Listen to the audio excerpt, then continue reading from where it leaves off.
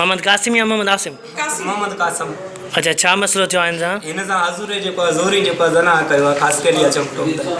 अच्छा, उनजी उमिरि केतिरी आहे? उन 19 साल उमिरि आहे। अच्छा, किथे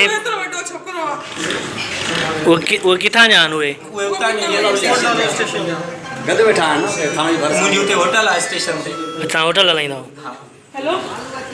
पोइ हिनखे कीअं वठी वियो? इहो हुते होटल खां पोयां हुननि जो घरु आहे, वञे पियो घर, त हुनखे जेको आहे पंहिंजे हुते घरु वठी वियो, भॻल अथनि थोरियूं जायूं, हुते जाम में वठी वियोसि। अच्छा, पुलिस खे तव्हां ॿुधायो आहे? पुलिस खे ॿुधायो आहे।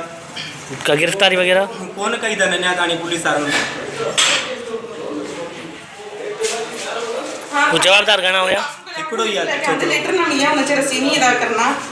फैज़गंज कोटलाल थाणे जी हद में 5 वरनि जी नीगर मोहम्मद कासिम खे मुबैना तौर ॾाढाई जो निशानो बणायो वियो आहे।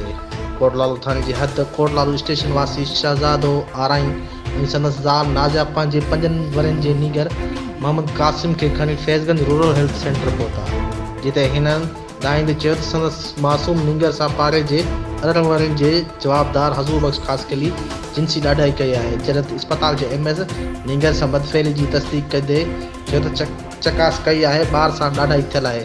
इस्पताल में मौजूदु नीगर जे वालिद ऐं वालिदा दाइंदे चयो त ज़्यादती कंदड़ जवाबदार 18 वरनि जी उमिरि जो आहे। अली बख़्श चांद, सोच TV, फैज़गंज।